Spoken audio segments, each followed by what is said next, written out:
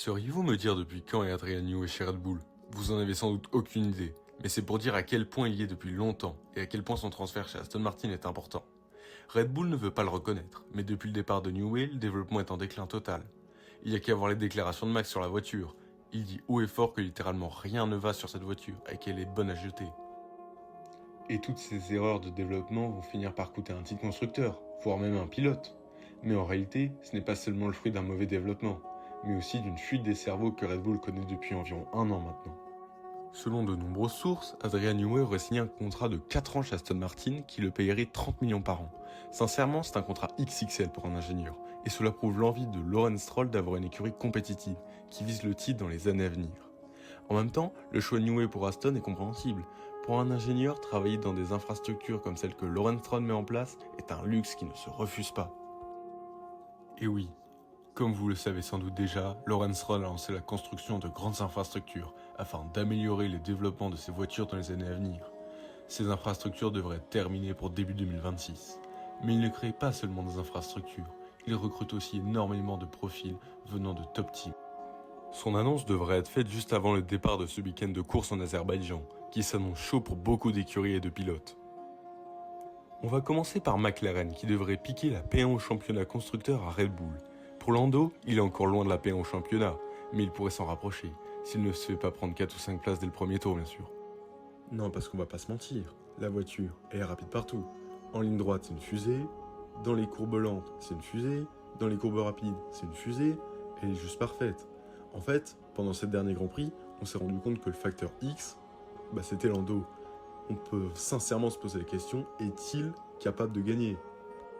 Mais bon, comme on le sait, ces points seront plus qu'importants en vue de la galère dans laquelle est Red Bull en ce moment. Une occasion se présente ce week-end pour lui, il devra donc la saisir. Pour Max, je vous fais pas de dessin. Il va devoir optimiser un maximum afin de concéder un minimum de points à Lando, tandis que Checo tentera la Q2. Dans le fond de gris, ce sera la deuxième Grand Prix de deux pilotes, et oui, vous le savez sans doute déjà, ce sont Colapinto dans la Williams et Berman qui remplacera Kevin Magnussen dans la Haas. Chez Kick-Sauber, il reste un baquet à distribuer, et sincèrement, j'ai vraiment hâte de savoir qui sera aux côtés de Nico Hülkenberg la saison prochaine. Est-ce que ce sera Théo Pourchaire, Valtteri Bottas, ou encore quelqu'un d'autre? Je vous laisse nous dire en commentaire. Pareil chez Racing Bull, c'est Red Bull. On sait toujours pas ce qui va se passer au niveau des baquets. Notre avis, c'est qu'ils vont virer Perez et nous mettre soit Yuki, Lawson ou même Ricardo dans la Red Bull. Sincèrement, c'est quasi impossible de deviner en vue des déclarations incohérentes et aléatoires de Helmut Marko. Chez les autres top teams, les flèches d'argent devront regagner en confiance et potentiellement jouer le podium, tandis que les rouges viseront sans doute le podium. Car oui, il faut pas les oublier, mais mathématiquement, ils peuvent encore vraiment jouer le championnat constructeur. Ces changements, on les doit à Fred Vasseur. D'ailleurs, dans une récente interview, Charles Leclerc disait haut et fort que Fred Vasseur avait réellement impacté les méthodes de travail et certains aspects de la culture de l'équipe. Chez Alpine, on espère rentrer en Q3 pour avoir l'occasion de marquer de précieux points. En revanche, je pense que vous le savez, mais l'écurie connaît des périodes de forte tension causées par des rumeurs de fermeture de l'usine de Viry-Châtillon. Les employés se sont montrés opposés à cette décision en créant une sorte de résistance à Monza. De mon point de vue, l'équipe est en pleine reconstruction et cela va prendre du temps de retrouver les podiums, je dirais entre 3 et 5 ans. Niveau championnat pilote, Norris est à 62 points de max. Pour vous donner une idée, cela veut dire que Lando devra en moyenne inscrire 8 points de plus que Max par Grand Prix jusqu'à la fin de la saison. Pour la troisième place, ça peut encore se jouer entre Charles, Oscar, Carlos et Lewis, mais pour l'instant, Charles a l'avantage. Et quand on y pense, c'est loin d'être impossible. Si McLaren place Lando en tant que leader et que des écuries comme Ferrari et Mercedes s'intercalent entre Max et Lando de manière régulière. En revanche, on notera que lors des derniers Grands Prix, McLaren n'avait pas du tout la stratégie d'une écurie jouant le championnat pilote. Et c'est vraiment dommage, car mathématiquement, c'est encore plus que possible. Au niveau de la météo, il est annoncé environ 25 degrés tout le week-end, sans pluie. En revanche, des nuages sont attendus. Niveau horaire, les essais libres 1 seront à 11h30 vendredi, suivis des essais libres 2 toujours le vendredi à 15h. Le samedi, les essais libres 3 seront à 10h30 et les qualifs à 14h. Pour le Grand Prix, c'est dimanche et c'est à 13h.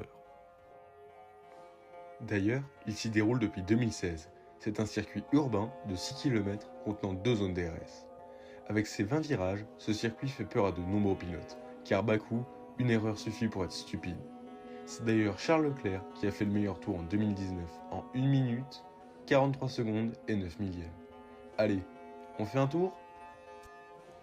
Le premier secteur possède une zone DRS se situant après le deuxième virage.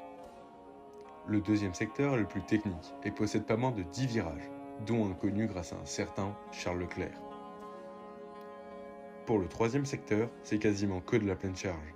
C'est aussi ici qu'est la deuxième zone DRS. La question que je vous pose et à laquelle on choisira un commentaire dans la prochaine preview est: selon vous, McLaren devrait-il croire dans le titre pilote avec Lando ?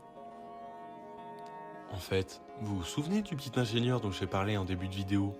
Si son contrat est aussi astronomique, c'est pour la simple raison que c'est le plus grand ingénieur de l'histoire de la Formule 1. Pour information, à chaque fois qu'il est passé dans une écurie, il a gagné.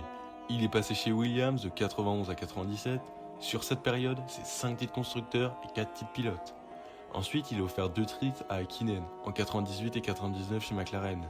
Après McLaren, Newey rejoint Red Bull en 2006. Et vous connaissez la chanson, 6 titres constructeurs et 7 pilotes. Bref, il gagne partout où il passe. Et ça depuis plus de 30 ans. Dès sa sortie de l'université de Southampton, il a été diplômé en aéronautique. Il se fait recruter en Formule 1. Mais avant tous les titres, il s'est fait la main chez des écuries comme Fittipaldi Automotive et Force, pour ensuite aller chez Williams. Mais là, vous connaissez l'histoire. L'histoire, il va l'écrire à nouveau, mais cette fois, ce sera chez Aston Martin. Sur ce, j'espère que cette vidéo vous a plu. N'hésitez pas à nous dire qui vous voyez vous imposer à Bakou en commentaire. N'hésitez pas à liker, partager et abonnez-vous.